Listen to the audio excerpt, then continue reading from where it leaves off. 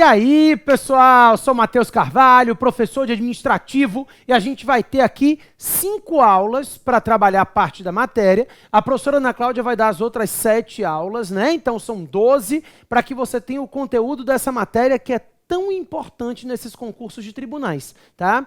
Então, administrativo e constitucional são matérias que são comuns a todos os concursos de tribunais, seja eleitoral, trabalhista, né, TRF, TJ, enfim, são matérias muito relevantes, temas muito cobrados e que vocês vão ter que ter uma atenção especial, tá? Por isso, remeto vocês aí ao nosso bloco de apresentação, no qual eu te indiquei o meu livro, o Manual de Direito Administrativo, da editora Juspodium, está na 6ª edição, atualizadíssimo no site da editora Juspodium, porque se você tiver um livro desatualizado, você vai perder ponto e perder questão, afinal, as bancas de vocês, isso varia um pouquinho, o CESP muito, mas mesmo as outras bancas começaram a cobrar decisões recentes, temas mais atuais. E, além de tudo, esse é um livro voltado para concurso, né? Então, ele não é um livro que vai trazer posições doutrinárias, não. É um livro voltado para concurso, é um livro que está direcionado para a sua banca, para que você não erre nenhum tipo de questão. Ele tem quadro sinótico no final de cada capítulo, o livro está muito bem organizado, tá certo? Você vai gostar. Não me venha com sinopse, com um resuminho, que você não vai passar numa prova de tribunal no âmbito judiciário hoje, nesse ritmo, tá? Além disso, vou te passar minha rede social, @MatheusCarvalhoProf, é como você me encontra no Instagram, e Professor Matheus Carvalho é a fanpage no Facebook e também o canal do YouTube, tá? Então, @MatheusCarvalhoProf no Instagram, Professor Matheus Carvalho, Facebook e YouTube. E vamos começar? E ó, eu vou começar direito administrativo pelos princípios.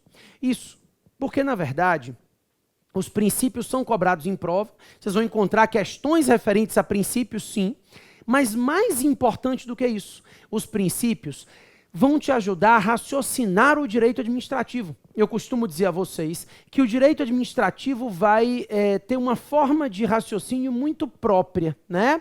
Eu costumo dizer a meus alunos todos, direito não é justo, direito é lógico. Justo é Deus. Quer a justiça? Vai na igreja, reze porque Deus é justo. O direito não. A mesma lógica se aplica a todo mundo. E com isso se garante a paz social.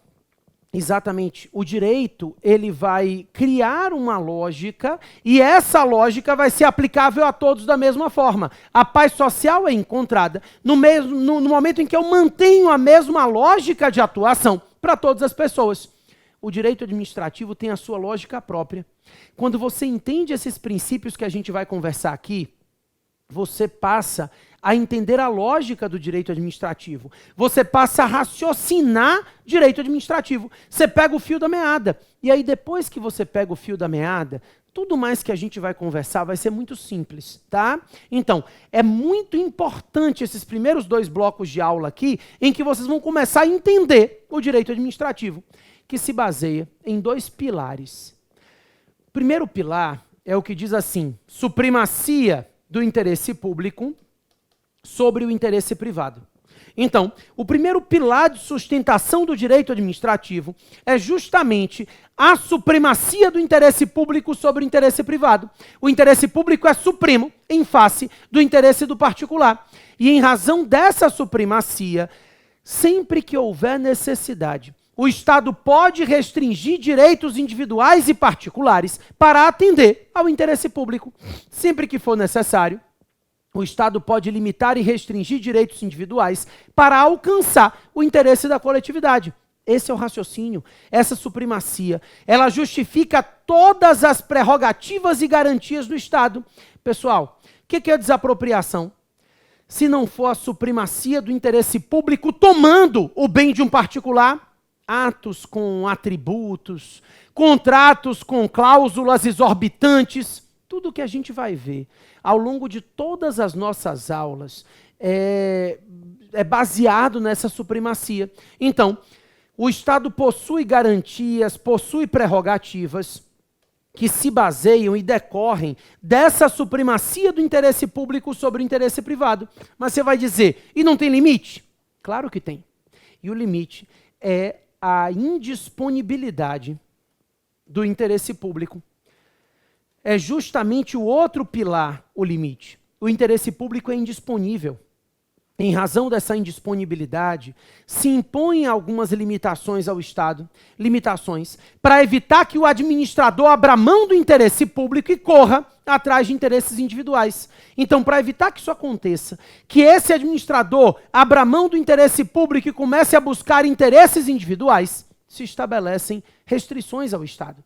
As limitações do Estado, as restrições do Estado, decorrem justamente dessa indisponibilidade.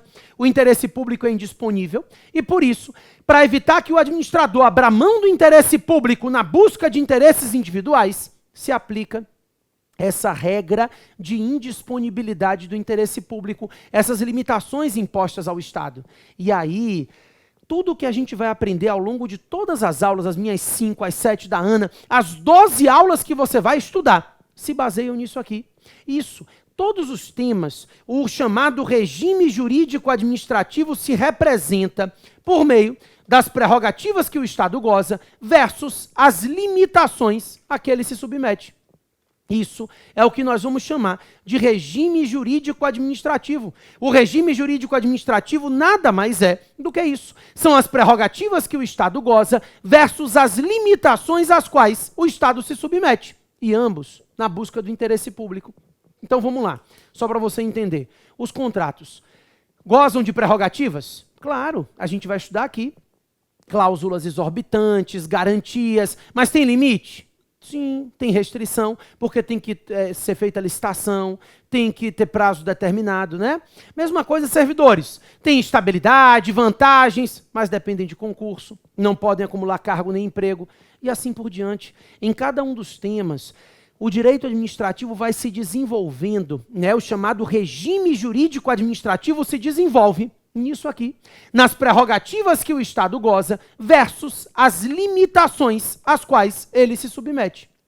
Isso é o que nós vamos chamar de regime jurídico administrativo. Bacana? Beleza. E aí, esse regime jurídico administrativo justifica todos os demais princípios que a gente vai conversar. E olha, todos os princípios de direito administrativo decorrem da Constituição. Nós temos alguns princípios constitucionais expressos e temos outros princípios constitucionais implícitos, mas todos os princípios de direito administrativo são princípios constitucionais. Todos eles são princípios que decorrem do texto constitucional, expresso ou implicitamente. Esses princípios decorrem da Constituição Federal, tá? E aí, para começar, o caput do artigo 37 estabelece para a gente 5 princípios expressos que norteiam a atuação administrativa. Toda atuação administrativa deve respeitar legalidade, impessoalidade, moralidade, publicidade e eficiência. Então, o LIMP, né?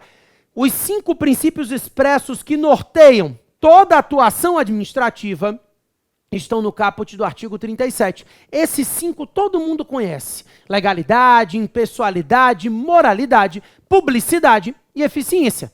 Vamos falar um por um? Vamos lá. Para começar, anote aqui para mim. Legalidade. Primeira coisa que a gente precisa entender.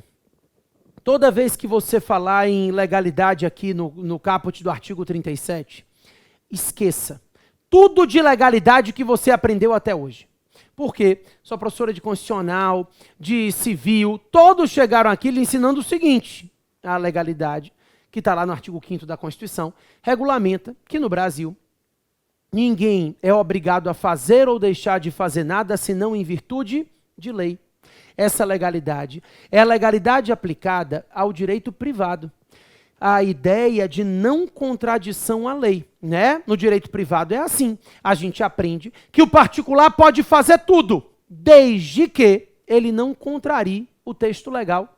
A gente fala em princípio da não contradição à lei em relação aos particulares. Porque para os particulares vigora a autonomia da vontade. Então, tudo que não está proibido presume-se permitido. Essa é uma máxima que a gente fala, né? Tudo que não está proibido, presume-se permitido. A ideia é de que essa legalidade no direito público, no direito privado se apresenta assim. O particular pode fazer tudo, desde que ele não atue contra a lei.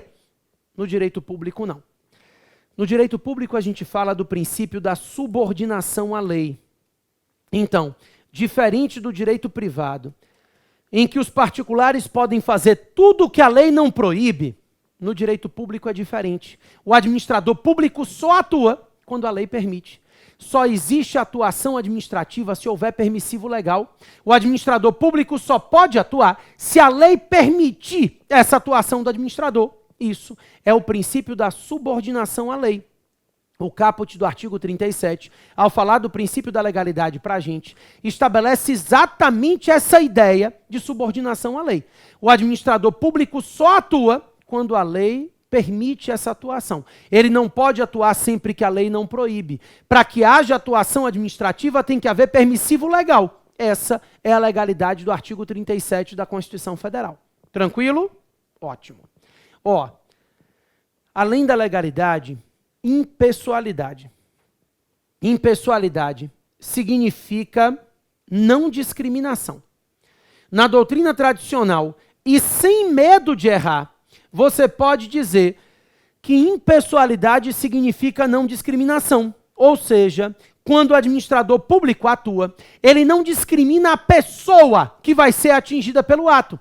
E quando eu falo em não discriminação, eu estou lhe dizendo que ele não pode discriminar nem para beneficiar e nem para prejudicar. Ele não pode atuar nem em benefício, nem no prejuízo de uma pessoa específica. A atuação administrativa é uma atuação não pessoal. No momento que o administrador público atua, ele atua de forma impessoal. Essa atuação, ela não pode se dar nem para beneficiar e nem para prejudicar pessoas específicas. A atividade administrativa deve se pautar em critérios objetivos e não pessoais. Então, nomeie um servidor. Quem? Não sei. O primeiro colocado no concurso, né? Contrate alguém aí. Quem é? Não sei. O vencedor da licitação. A atuação administrativa, ela se baseia em critérios objetivos, critérios não pessoais. Essa é a ideia. A impessoalidade está exatamente aqui. No momento que a administração pública atua, ela não enxerga a pessoa que o ato vai atingir. Isso é impessoalidade. Você aprende a justiça é cega, né? A administração também é cega. Ela não pode enxergar a pessoa que vai ser atingida pelo ato, nem para fins de benefício e nem para fins de prejuízo, né? Aplique uma multa. Para quem? Não sei, para aquela placa. São critérios objetivos, critérios não pessoais. Inclusive, em razão desse princípio da impessoalidade, se vê do nepotismo no serviço público.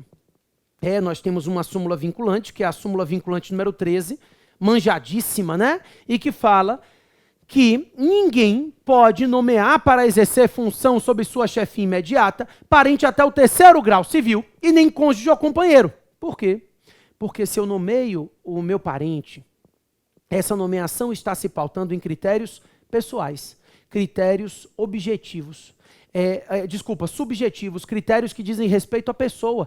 Ele está sendo nomeado pelo fato de ser meu parente, pelo fato de ser a pessoa que ele é, né? E aí eu vou de encontro à ideia de impessoalidade. A impessoalidade traz para a gente exatamente o oposto. Eu não posso atuar com base na pessoa. Não é relevante saber quem é a pessoa que o ato vai atingir. Ele vai atuar da mesma forma, independentemente de saber quem é a pessoa que será atingida pelo ato.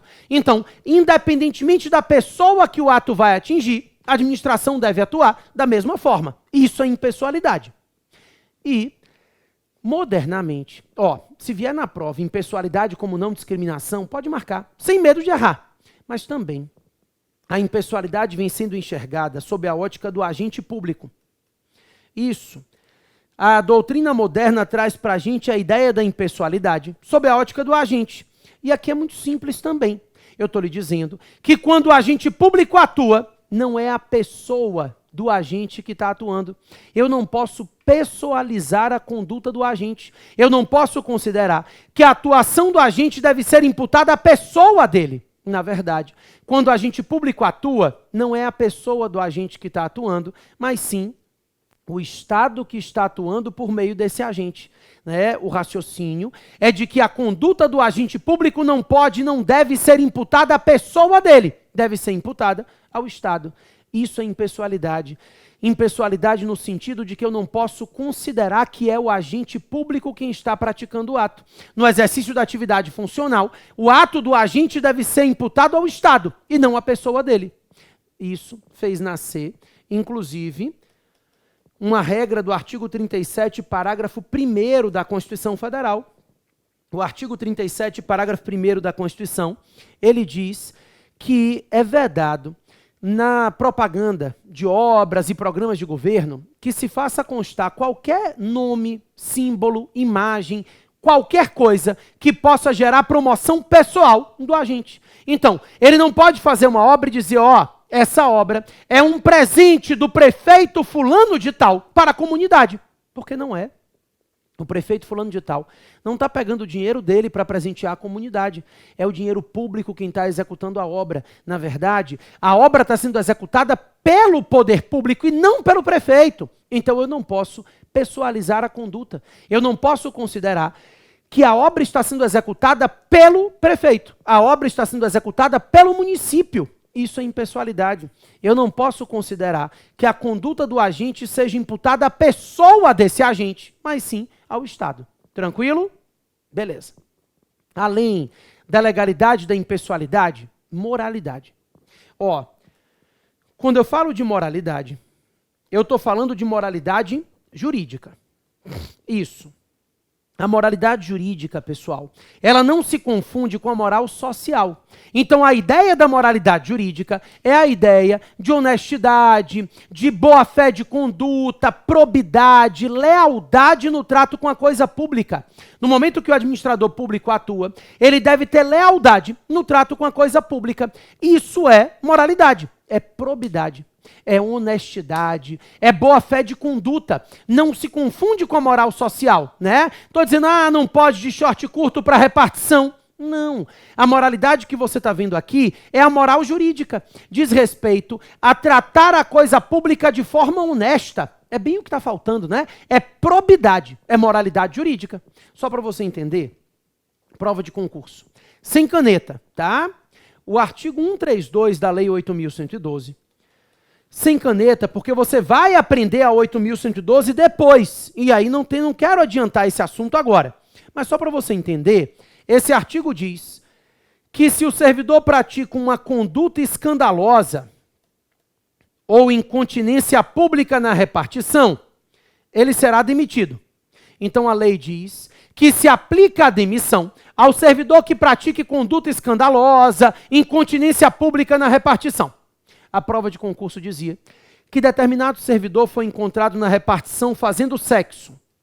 Sexo é escandaloso, digo, na repartição, né? Obviamente, sexo varia um pouquinho, mas você não quer conversar sobre isso, né? Não é o assunto.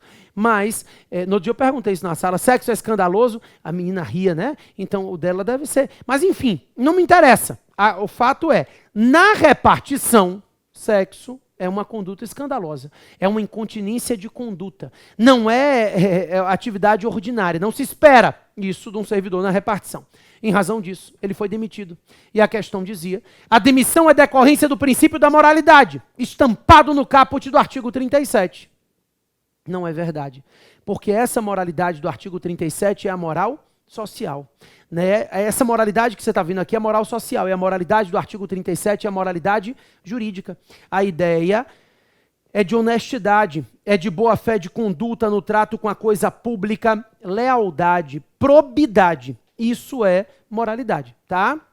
A moral social também é protegida pelo direito administrativo, mas o que a gente está falando aqui é de moralidade jurídica, é honestidade no trato com a coisa pública. Isso é moralidade. Além da legalidade, impessoalidade e moralidade, publicidade. Quando a gente fala de publicidade, eu começo lembrando a vocês que os princípios, eles não são absolutos, tá? A ideia é de que, diferente das normas regras, que sempre que houver conflito, uma retira a outra do mundo jurídico. As normas princípios não.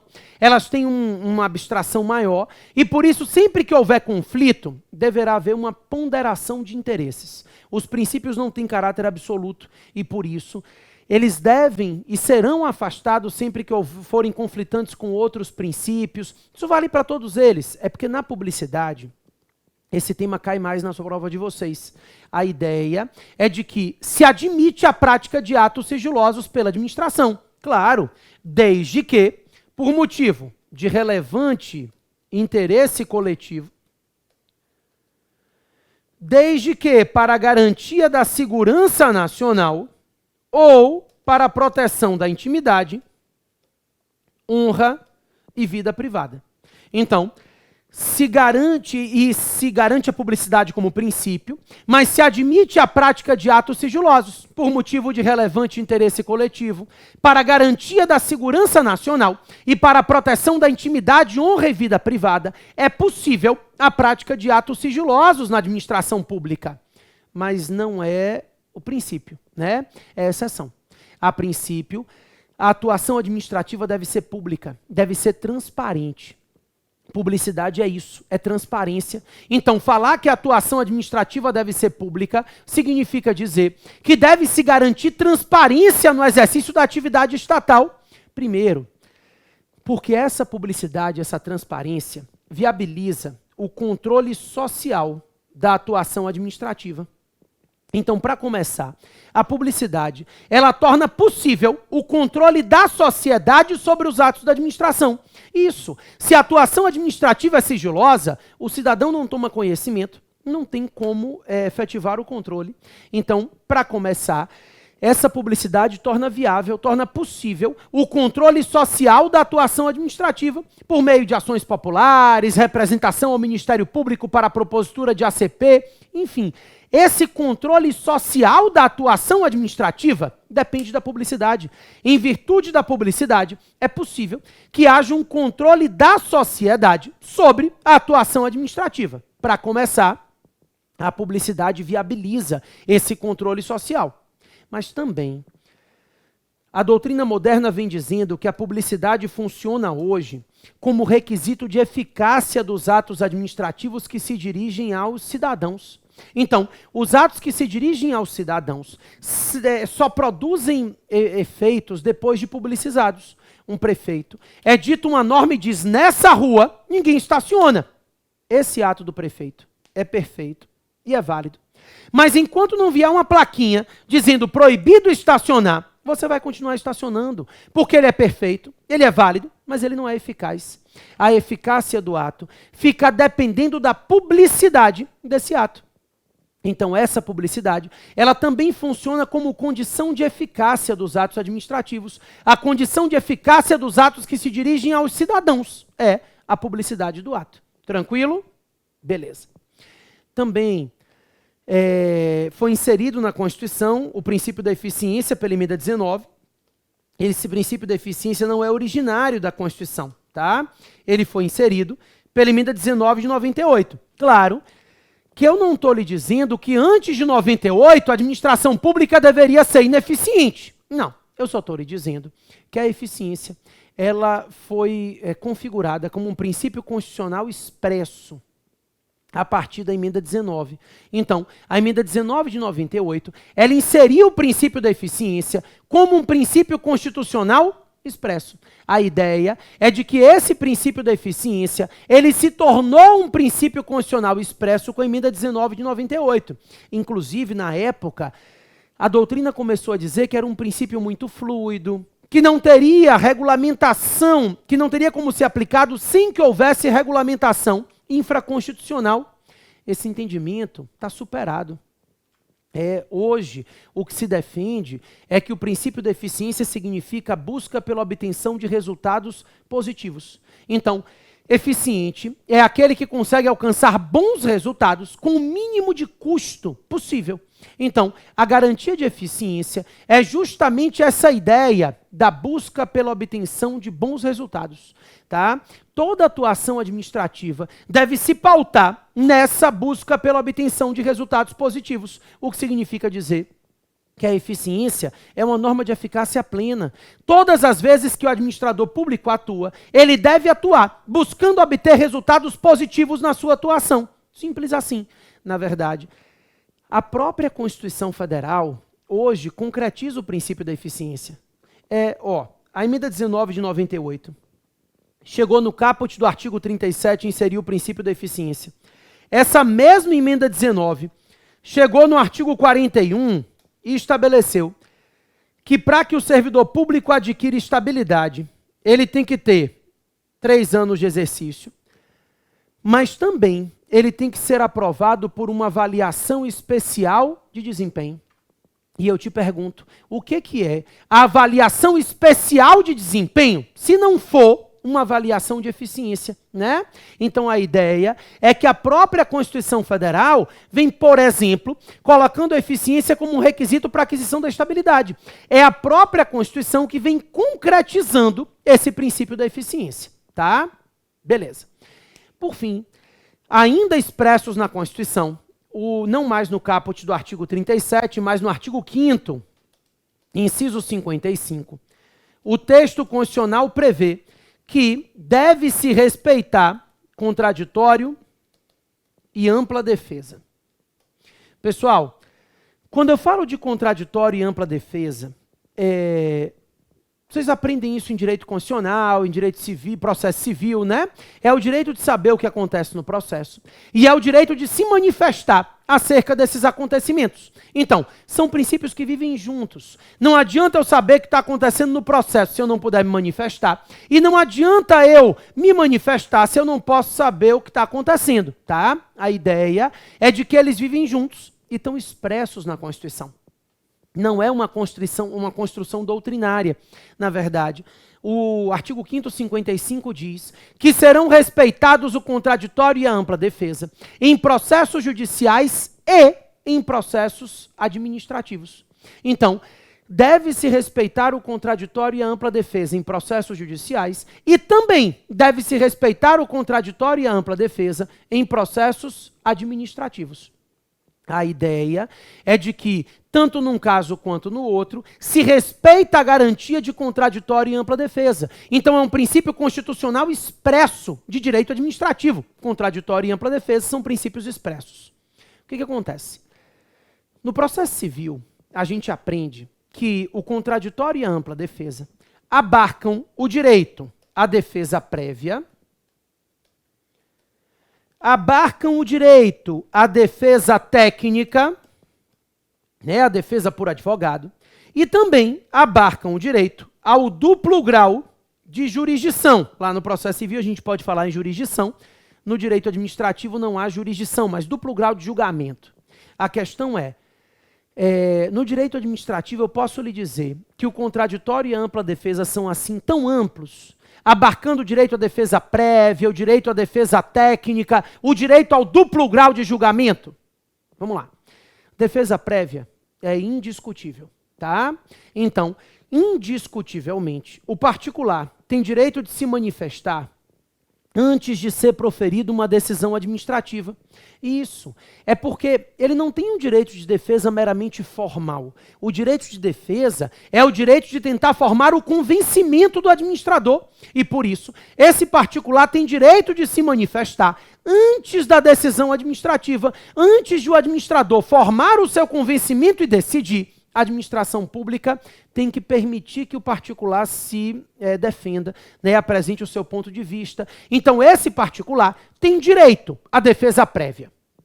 Também é indiscutível que ele tem direito à defesa técnica. Ele pode constituir um advogado e se defender por meio de um advogado. A questão é, e se ele não quiser? A ausência de advogado gera nulidade do processo? Não. Daí, nesse caso, a gente tem a súmula vinculante número 5, né, que diz expressamente que a ausência de defesa técnica por advogado não gera nulidade do processo administrativo disciplinar. Então, na verdade, eu quero que você tome cuidado com a leitura dessa súmula. O que eu estou lhe dizendo é que a ausência de defesa técnica por vontade do particular não viola a ampla defesa. Ou seja, a administração não pode negar a ele o direito à defesa técnica, tá? Mas ele, particular, pode decidir e preferir se defender pessoalmente do que constituir advogado. Ele pode fazer isso. A administração não pode negar a ele o direito de constituir advogado. Tranquilo? Beleza. Me dá um minuto que eu volto para a gente seguir na matéria.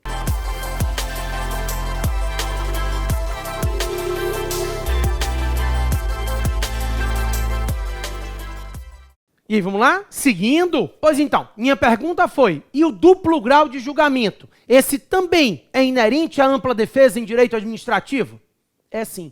Inclusive, em razão disso, nasce a súmula vinculante número 21, que regulamenta que nos processos administrativos é inconstitucional a exigência de depósito prévio para interposição de recurso administrativo.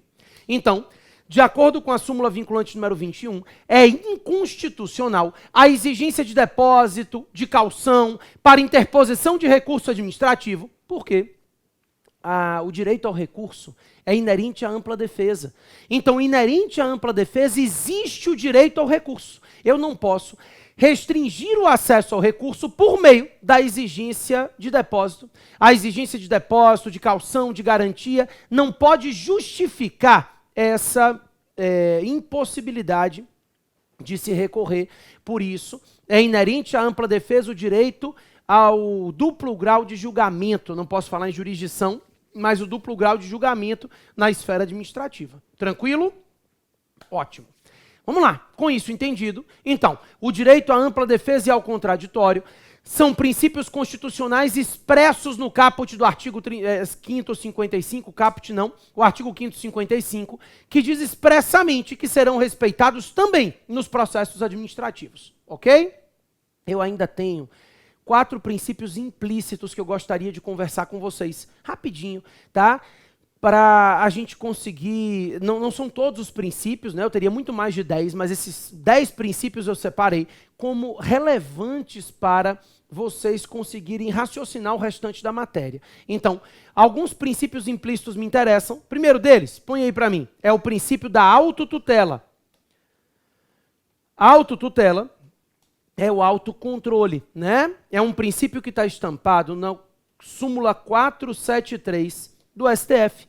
Então, a súmula 473 do STF traz para a gente a ideia de que a atuação administrativa deve respeitar esse princípio da autotutela. É a autotutela, é o autocontrole que regulamenta essa atuação administrativa.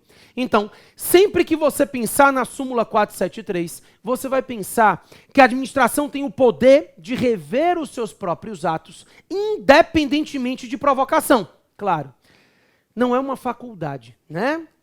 Não é pura e simplesmente o poder de rever os seus atos. É o poder e é o dever de rever os seus atos. Então, a administração, ela tem o poder-dever de rever os seus próprios atos. A autotutela, ela traz para a gente justamente esse poder-dever. Não é uma simples faculdade do administrador, é um poder-dever da administração pública. A administração tem o poder e o dever de rever os seus próprios atos, independentemente de provocação. Inclusive, ela tem o poder de rever os seus próprios atos, anulando-os, se eles forem atos que tenham vício de ilegalidade, e também ela tem o poder de revogar esses atos por motivo de mérito, de interesse público, de oportunidade e conveniência. A ideia é de que a autotutela justifica o poder da administração de anular atos ilícitos e de revogar atos lícitos por motivo de mérito. O poder da administração pública não se limita ao controle sobre atos ilegais. A administração controla atos ilegais, mas ela também controla os atos válidos, né? Por motivo de mérito, de interesse público, de oportunidade e conveniência, se revogam atos válidos praticados pela administração. Beleza? Então, a administração tem o poder de rever os seus próprios atos, anulando-os ou revogando-os, independentemente de provocação de qualquer particular interessado. Agora, eu só relembro a vocês que a administração tem o poder de rever os seus próprios atos, e isso não afasta a tutela jurisdicional.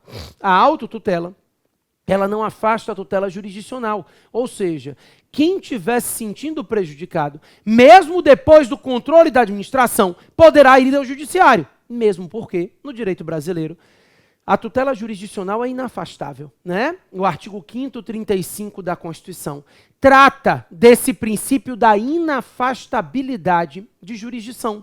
E por isso, essa autotutela da administração não impede que o particular interessado possa ir ao judiciário discutir a legalidade ou a ilegalidade do mesmo ato.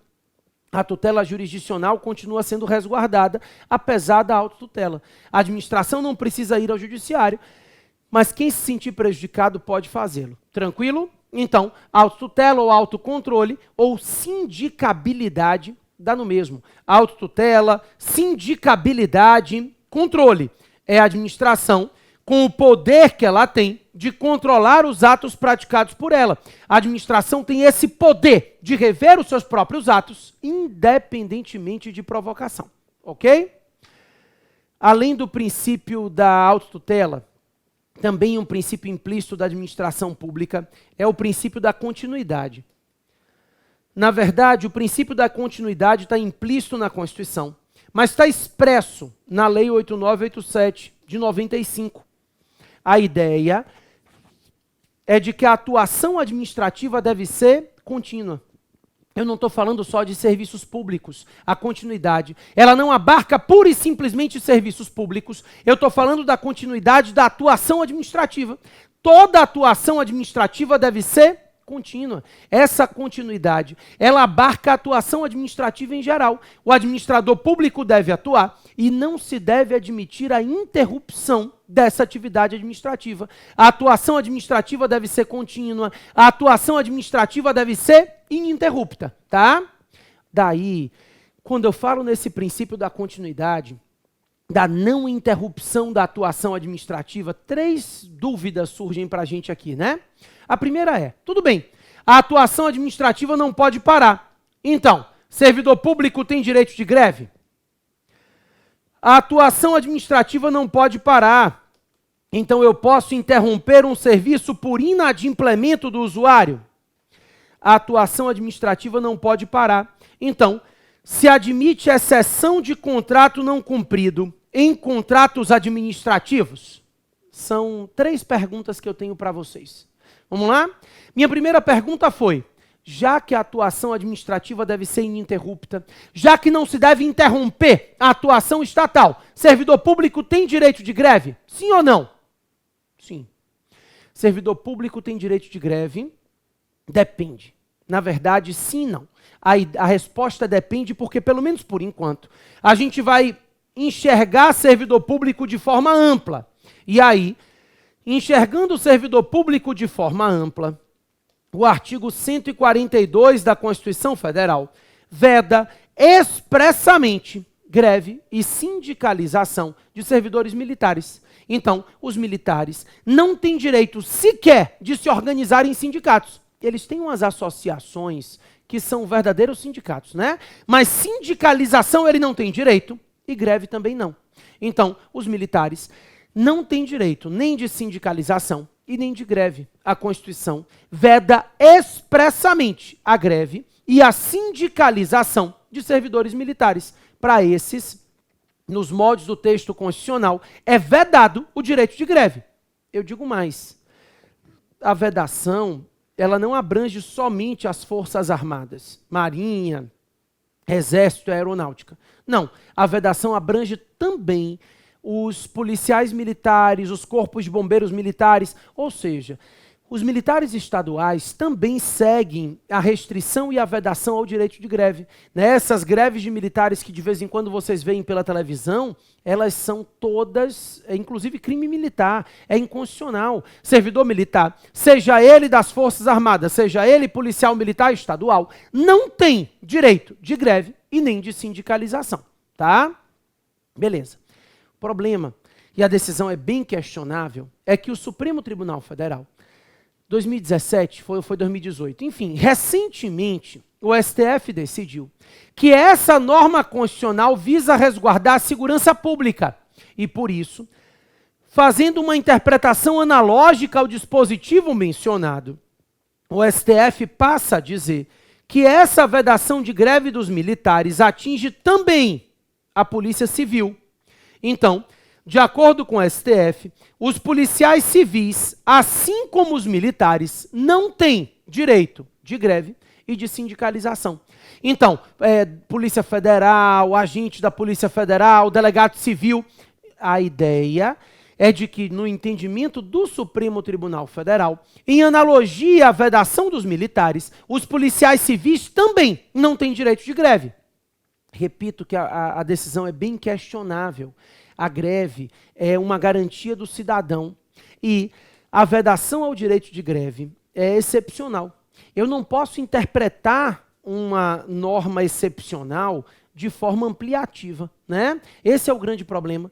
A interpretação ampliativa de uma norma excepcional é complicada. E, em razão disso, eu não concordo com o entendimento do STF. Para fins de prova, a gente vai defender que os militares não têm direito de greve e os policiais civis também não. Os militares não têm direito de greve nos termos da Constituição Federal, expressamente, e os policiais civis, na interpretação analógica do STF, também não têm direito de greve. Os demais servidores públicos civis têm. O artigo 37, inciso 7º da Constituição Federal, regulamenta que o servidor público civil tem direito de greve, que será exercido nos termos e condições definidos em lei específica. Então, servidor público tem direito de greve, e o direito de greve do servidor público será exercido nos termos de lei específica. Essa é a ideia. A greve do servidor, ela será exercida nos termos de lei específica. Não estou falando de lei complementar. Pegadinha de prova, né? Servidor público tem direito de greve que será exercido nos termos de lei complementar. Não, matéria de lei ordinária mesmo. Quando se fala em lei específica, a Constituição se refere à lei ordinária. A questão é, não há lei. O Supremo Tribunal Federal, após algumas discussões, pacificou o entendimento de que o direito de greve do servidor público é uma norma de eficácia limitada.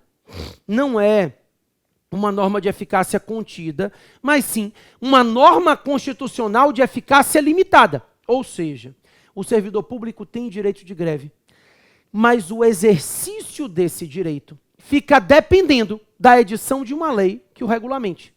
Enquanto não vier uma lei regulamentar o direito de greve do servidor, ele tem direito de greve, mas ele não tem como exercer. Porque, a princípio, o exercício desse direito está limitado à edição de uma lei que regulamente esse direito. Então, o raciocínio é esse. O servidor público tem direito de greve, e esse direito de greve do servidor público será exercido nos termos de lei específica. Como não há lei específica, o servidor público que tem direito de greve não tem como exercer esse direito. A ausência de lei específica impede ao servidor o exercício do direito de greve. A questão é, e aí? Significa que o servidor público tem direito de greve, mas não tem como exercer. Então, desde 2008, começou-se a discutir no STF a questão, se impetraram alguns mandados de injunção no STF, meu filho. Eu tenho mais de 20 anos de direito de greve e não posso exercer. Tomou providência, né? E o STF disse o quê? O servidor público tem direito de greve. Essa é uma decisão desde 2008, mas cai em prova ainda. O servidor público tem direito de greve. O direito de greve do servidor é uma norma de eficácia limitada. Mas, enquanto não vier uma lei para regulamentar o direito de greve, uma lei específica, o servidor público vai fazer greve nos moldes da Lei Geral de Greve. Então, a Lei Geral de Greve se aplica ao servidor até que venha uma lei específica a regulamentar esse direito. A ideia é essa. Enquanto não vier uma lei específica a regulamentar o direito de greve do servidor, ele vai poder fazer greve nos moldes da Lei Geral de Greve. Então, se aplica a Lei Geral de Greve ao servidor público até que venha uma lei específica a regulamentar. Enquanto não vier uma lei específica, o servidor público, ele não tem como exercer o seu direito. Ele tem direito de greve, mas ele não tem como exercer. Então, para evitar que ele não possa exercer, como forma de suprir a omissão, se utiliza a lei geral. É a Lei 7783. Ela estabelece os percentuais mínimos para serviços inadiáveis. Então, se aplica a Lei 7783 de 89, que é a Lei Geral de Greve, como forma de suprir a omissão, até que venha uma lei específica a regulamentar o direito de greve do servidor, tá? Só que aí eu tenho 2 questionamentos. Primeiro, se o servidor estiver em estágio probatório, ele pode exercer o direito de greve dele? Pode. Não há nenhuma vedação. Tá? Então, ainda que o servidor esteja em estágio probatório, ele poderá exercer o seu direito de greve. Primeiro ponto é esse. O direito de greve do servidor estará garantido, mesmo que ele esteja no estágio probatório. Não há nenhuma lei restringindo o direito de greve ou o exercício desse direito para servidores em estágio probatório. Então, não havendo a restrição legal, não se pode restringir o direito de greve em razão do estágio probatório. Então, num primeiro momento, ainda que o servidor esteja no estágio probatório, ele sim tem direito e pode exercer o seu direito de greve regularmente.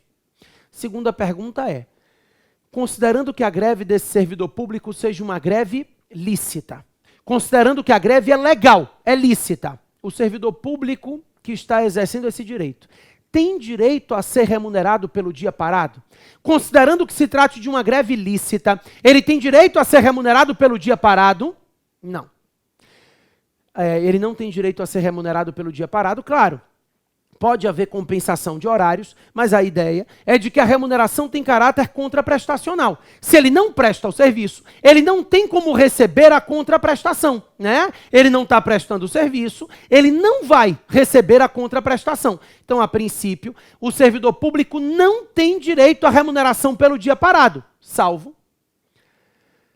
se a greve decorrer de uma conduta ilícita da administração. Então, a não ser que a greve decorra de uma conduta ilícita da administração pública, ele não terá direito à remuneração pelos dias parados nesse caso. Então, a princípio, o dia parado não gera a remuneração do servidor grevista. Ok? Beleza. Minha segunda pergunta foi, já que a atuação administrativa deve ser contínua, ininterrupta, é possível interromper o serviço por inadimplemento do usuário? Se você não paga energia elétrica, pode cortar? Estou perguntando se corta, não. Estou perguntando se pode. Pode sim. Na verdade, o artigo 6º, parágrafo 3º da Lei 8987 de 95, estabelece que não viola o princípio da continuidade, né? Não viola a continuidade, a interrupção do serviço por razões de ordem técnica e também não viola a continuidade, a interrupção do serviço por inadimplemento do usuário, desde que haja uma situação de urgência ou desde que haja um prévio aviso. Então, não viola a continuidade, a interrupção do serviço por razões de ordem técnica ou por inadimplemento do usuário, desde que haja uma situação emergencial ou desde que se avise antes. Pessoal, a interrupção por razões de ordem técnica, ninguém discute, né? Caiu um poste, até consertar, vai ficar sem energia elétrica. Então é indiscutível que nessas situações, razões de ordem técnica, segurança nas instalações, a interrupção não viola qualquer princípio. Então, vai ter que paralisar um serviço de água e esgoto em determinado local durante 2 horas para fazer uma modernização. Avisa antes. Então, razões de ordem técnica podem gerar interrupção do serviço. A interrupção por inadimplemento sempre gerou mais polêmica. Alguns doutrinadores, até hoje, defendem o fato de que essa interrupção por inadimplemento seria inconstitucional. Que não seria possível a interrupção do serviço por inadimplemento do usuário, mesmo que houvesse um prévio aviso, porque eu estaria violando o princípio da continuidade. O entendimento para a prova não é esse, tá? Para a prova, a gente leva à disposição da lei, no entendimento de que é possível interromper o serviço por inadimplemento desde que se avise antes. É porque, se eu mantiver o serviço para quem não paga, vai chegar uma hora que o prestador de serviço vai quebrar e não vai conseguir prestar o serviço para ninguém. Então é a supremacia do interesse público sobre o interesse privado. Para garantir o serviço bem prestado a todos, eu posso interromper daquele que está sendo inadimplente. O inadimplemento do usuário justifica essa interrupção do serviço. É possível interromper o serviço desde que haja a comprovação do inadimplemento do usuário e desde que haja um prévio aviso, tá? Só um detalhe. O artigo 6º, parágrafo 3º fala que é possível interromper o serviço por inadimplemento do usuário desde que haja um prévio aviso, resguardados os interesses da coletividade. Então, eu preciso resguardar os interesses da coletividade. Ou seja, se você não paga energia elétrica, pode cortar? Pode. E se um hospital não paga energia elétrica, pode cortar? Não.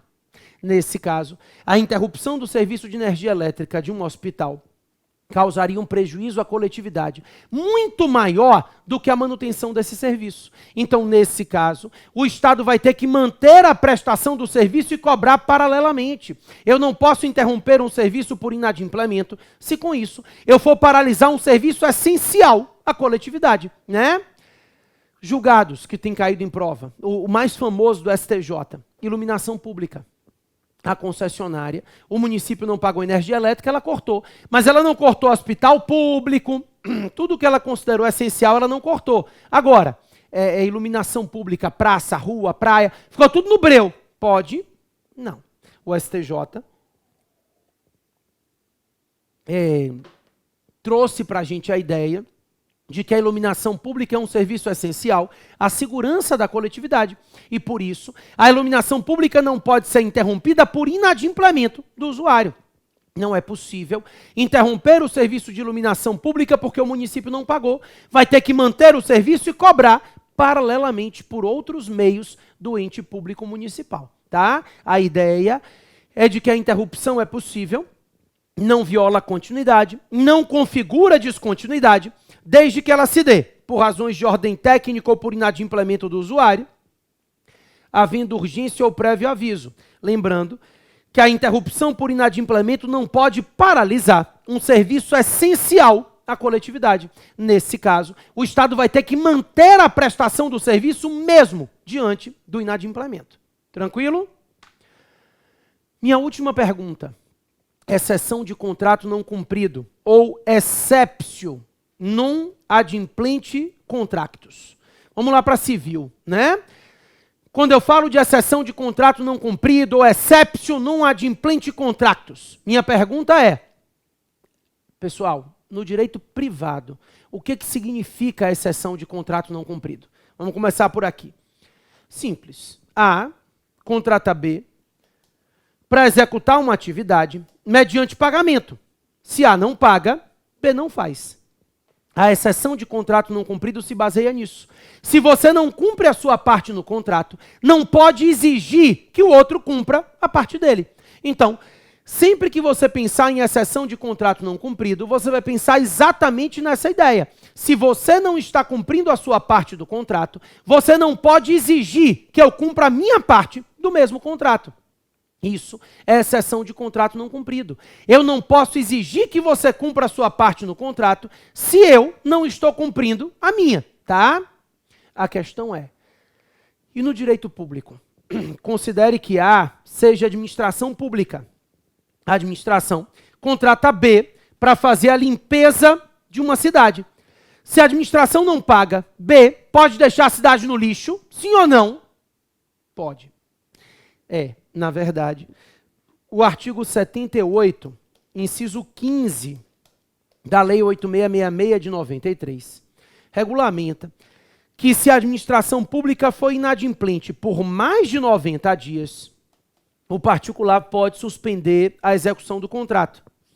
A gente costuma dizer que a exceção de contrato não cumprido é diferida, é postergada no direito administrativo. Então, se aplica a exceção de contrato não cumprido em contratos administrativos? Sim, mas ela se aplica de forma diferida, de forma postergada. A ideia é de que se a administração pública for inadimplente por mais de 90 dias, o particular pode suspender a execução do contrato. por outro lado, o que você consegue enxergar é que, em razão do princípio da continuidade, o particular contratado é obrigado a suportar até 90 dias de inadimplemento da administração, mantendo a prestação do serviço. Então, até 90 dias de inadimplemento, ele vai ser obrigado a suportar e manter a prestação do serviço. Agora, se a administração for inadimplente por mais de 90 dias, aí o particular poderá suspender a execução do contrato. A ideia é de que ele pode se valer da exceção de contrato não cumprido depois de 90 dias de inadimplemento. Tranquilo? Ótimo. Vamos lá. Eu tenho 2 princípios ainda rapidinhos para a gente conversar. O primeiro deles é o princípio da motivação. A motivação nada mais é do que o dever que a administração tem de fundamentar os seus atos. Existem exceções a esse princípio, mas, no primeiro momento, quando a administração pública atua, ela precisa fundamentar os atos que ela está praticando. Ela tem que praticar os atos motivando, justificando a prática desse ato, explicando a razão pela qual ela está praticando aquele ato daquela forma. Isso é motivação. A administração tem o dever de fundamentar os seus atos, de motivar os seus atos, de expor os motivos que deram ensejo à prática desse ato. A ideia da motivação é essa. A administração, ela tem o dever de fundamentar os atos que ela pratica. A motivação, a fundamentação é um princípio que norteia a atuação administrativa. Claro que existem exceções. Pessoal, a gente aprende, por exemplo, que os cargos em comissão são cargos de livre nomeação e livre exoneração. Então, quando você aprende a nomeação e a exoneração de um servidor comissionado, você aprende que essa nomeação é livre e que essa exoneração é livre. Livre, inclusive, de motivação. Para exonerar um servidor comissionado, a administração pública não precisa fazer motivação. Não há necessidade de motivar, de fundamentar o ato de exoneração de um servidor comissionado. É livre. A motivação é desnecessária. Então, é livre a motivação. Não há necessidade de fundamentar esse ato. Esse é o raciocínio. Motivação é um princípio, mas existem exceções a esse princípio. No caso aqui, o próprio texto constitucional fala que os cargos em comissão são cargos de livre nomeação e exoneração. Mas, a princípio, a administração tem o dever de motivar os atos que ela pratica. Tá? Também, nós temos o princípio da razoabilidade e da proporcionalidade. Seguinte, quando eu falo de razoabilidade e proporcionalidade, eu estou lhe dizendo que a proporcionalidade no direito administrativo, ela é considerada inerente à razoabilidade. Então, proporcionalidade é inerente ao princípio da razoabilidade.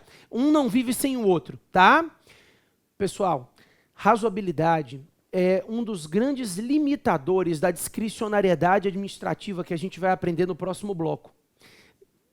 Todas as vezes que a lei confere ao agente público uma margem de escolha, né, uma margem de opção, ele terá essa margem de escolha com base naquilo que é mais razoável. Ou seja, quando o administrador tiver uma margem de escolha, ele não pode escolher livremente, ele tem que escolher com razoabilidade. E razoabilidade nada mais é do que a aceitabilidade social, né? A conduta administrativa razoável é aquela conduta que tem aceitabilidade social. O cidadão olha, o homem médio, como a gente chama, olha e diz assim, ó, eu faria mais ou menos isso aqui, né? Essa é a ideia de razoabilidade. Sempre que a lei confere ao agente público uma margem de escolha, ele tem que fazer uma escolha dentro de padrões razoáveis. Proporcionalidade é a adequação entre fins e meios. O motivo que deu ensejo à prática do ato deve ser proporcional à consequência desse ato.